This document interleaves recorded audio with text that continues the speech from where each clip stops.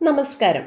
Revenue വകുപ്പിന് കീഴിലുള്ള എല്ലാ സേവനങ്ങളും സ്മാർട്ടാക്കുക എന്ന ലക്ഷ്യത്തിന്റെ ഭാഗമായി ഭൂമി സ്വന്തമായി ഉള്ളവർക്കെല്ലാം ATM കാർഡ് രൂപത്തിൽ പ്രോപ്പർട്ടി കാർഡ് വിതരണം ചെയ്യുന്നു. 2026 ജനുവരിയോടെ ഇതിന്റെ നടപടിക്രമങ്ങൾ പൂർത്തിയാക്കാനുള്ള തീവ്ര ശ്രമത്തിലാണ് സർക്കാർ. റവന്യൂ മേഖലാതല അവലോകന യോഗത്തിൽ സംസാരിക്കവേ റവന്യൂ ഭവന നിർമ്മാണ വകുപ്പ് മന്ത്രി അഡ്വക്കേറ്റ് കെ രാജൻ അറിയിച്ചതാണ് ഇക്കാര്യം. ഒരു വ്യക്തിയുടെ കൈവശത്തിൽ പല വില്ലേജുകളിലായുള്ള എല്ലാ വസ്തുവിൻ്റെ വിവരങ്ങളും ഈ കാർഡിൽ ഉൾപ്പെടുത്തും.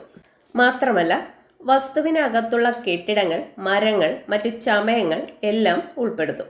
ഭൂനികുതി അടച്ചുകൊണ്ടിരിക്കുന്ന ഭൂമിയുടെ സർവേ നമ്പർ, വിസ്തീർണം, അടയ്ക്കേണ്ട ടാക്സ്, വസ്തുവിൻ്റെ ഇനം, നിലമാണോ പുരയിടമാണോ എന്നീ വിവരങ്ങളും ഉൾപ്പെടുത്തിയിട്ടുണ്ടാകും.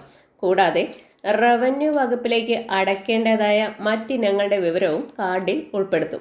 ഒരാളുടെ കൈവശത്തിലുള്ള ഭൂമി 50 സെന്റ് ആണെന്നിരിക്കട്ടെ. അതിൽ 25 സെന്റ് മറ്റൊരാൾക്ക് വിൽക്കുന്നു. വിൽപ്പനയുടെ ഭാഗമായി രജിസ്ട്രേഷൻ നടക്കുമ്പോൾ തന്നെ പോക്കുവരവ് ചെയ്യുന്നതിനായി ആധാരം ഓൺലൈനായി വില്ലേജ് ഓഫീസർക്ക് രജിസ്ട്രേഷൻ ഡിപ്പാർട്ട്മെന്റ് അയക്കുന്നു. പോക്കുവരവ് കഴിയുമ്പോൾ ഓട്ടോമാറ്റിക്കായി തന്നെ ഭൂമിയുടെ കൈമാറ്റം പ്രോപ്പർട്ടി കാർഡിൽ അപ്ഡേറ്റ് ചെയ്യപ്പെടുന്നു. ഈ കാർഡിൽ ഉൾക്കൊള്ളിക്കാവുന്ന മറ്റു വിവരങ്ങളുടെ വിശദാംശങ്ങൾ റവന്യൂ വകുപ്പ് പരിശോധിച്ചുകൊണ്ടിരിക്കുകയാണെന്ന് റവന്യൂ മന്ത്രി അവലോകന യോഗത്തിൽ അറിയിച്ചു.